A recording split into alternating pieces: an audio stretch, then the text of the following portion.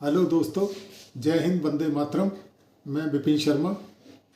आज मैं एक बहुत ही महत्वपूर्ण वीडियो लेकर आया हूं, जिसमें पाकिस्तान के राष्ट्रपति आसिफ अली जरदारी ने जो अपनी संसद में जो भाषण दिया था, उसके ऊपर हम एक एनालिसिस करेंगे।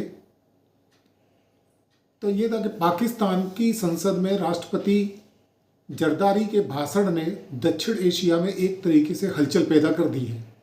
न केवल भारत पर युद्ध की तैयारी का आरोप लगा दिया है, बल्कि हिंदुस्तान को वाटर वॉर की चेतावनी दी है।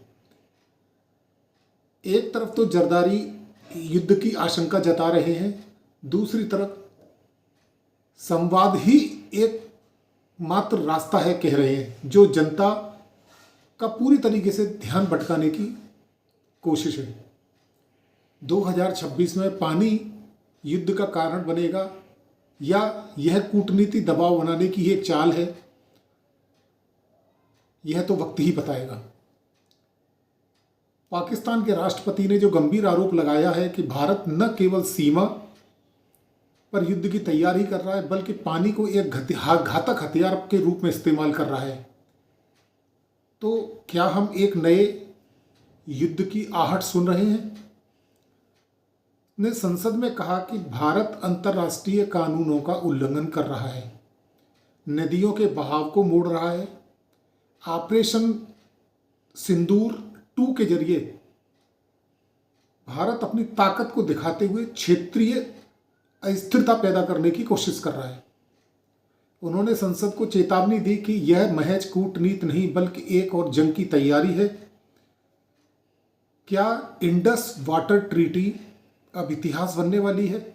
यह प्रश्न भारत सरकार को तय करना है ना?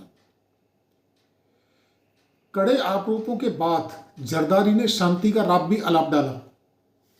पाकिस्तान इस समय गंभीर भू राजनीतिक समस्याओं व आर्थिक संकट से जूझ रहा है।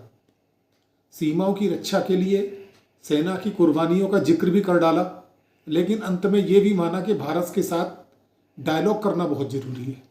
अब एक तरफ वो युद्ध की तैयारी पे भी जोर दे रहा है, क्षेत्रीय अखंडता को भी खतरा बता रहा है, और युद्ध की तैयारी पे भी जोर दे रहा है, और डायलॉग को भी बता रहा है। यह बयानबाजी अपनी तरफ से जनता को एक भ्रमित करना और एकजुट करने की कोशिश है, और दूसरी तरफ इंटरनेशनल कम्युनिटी का ध्यान जो अपनी तरफ खींचने की कोशिश कर रहा है। भारत हमेशा से इन आरोपों को नकारता चला आया है।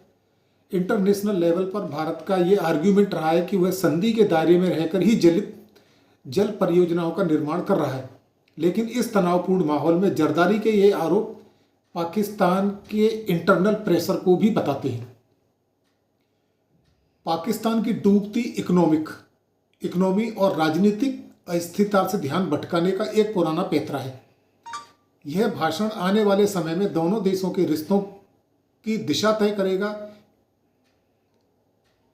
पाकिस्तान की विदेश नीति में दिखने वाला यह कंट्राडिक्शन एक सोची समझी रणनीति आंतरिक सत्ता के संघर्ष का परिणाम है।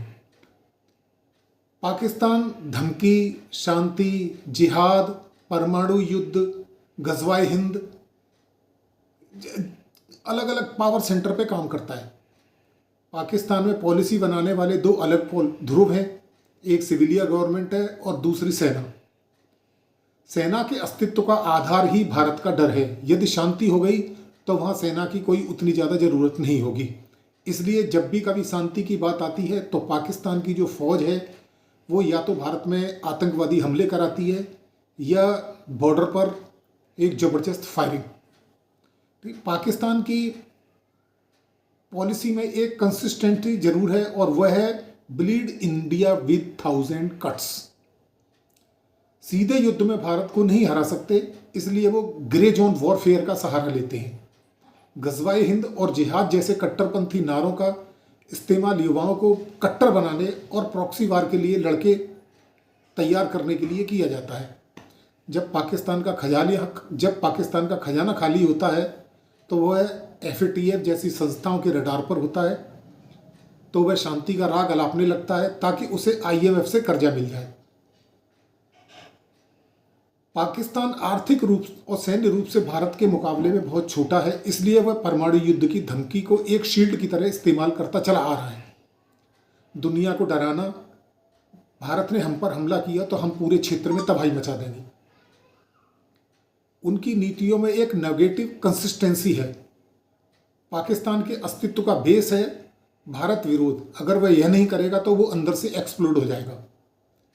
पाकिस्तान की इकोनॉमिकल कंडीशन इतनी नाजुक है मेरे दोस्तों, इस पे ध्यान देना कि कुल उसका कर्जा जो है $286 बिलियन है, जो लगभग पाकिस्तानी करेंसी में 80.6 ट्रिलियन के बराबर बैठता है। इसमें फॉरेन डेब्ट 138 बिलियन डॉलर है और कर्ज जीडीपी खतरनाक रूप से 70.7% के स्तर को पार कर चुका है, जो निर्धारित कानूनी सीमा से भी बहुत ज़्यादा है। उसका रीजन क्या है? आर्मी का heavy weight budget, medical facilities की अनदेखी, टैक्स चोरी, सरकार चलाने के लिए उन्हें बार बार उधार लेना, किस्त चुकाने के लिए उधार लेना, एक्सपोर्ट इंपोर्ट का अनबैलेंस होना, पॉलिटिकल अनस्टेबिलिटी, टेरर फाइनेंसिंग और एफएटीएफ का प्रेशर। टेरर फाइनेंसिंग में पाकिस्तान लगभग 150 बिलियन खर्च कर चुका है। तो कुल मसला यह है कि हमारे बगल में एक देश नहीं बल्कि आर्थिक बदहाली के दलदल में फंसा हुआ एक ऐसा दानव है जो भारत को तबाह करने के सपने देख रहा है। फैसला मैं आप पर छोड़ता हूँ। मेरा एनालिसिस अगर गलत है, सही है, जो भी है आप कमेंट्स करें, मैं उस पर अपने आप को सुधारने की और कोशिश करूँगा। वीडियो को लाइक करें, शेयर करें और सब्सक्राइब करें। Thank you. जय हिंद, वंदे मातरम।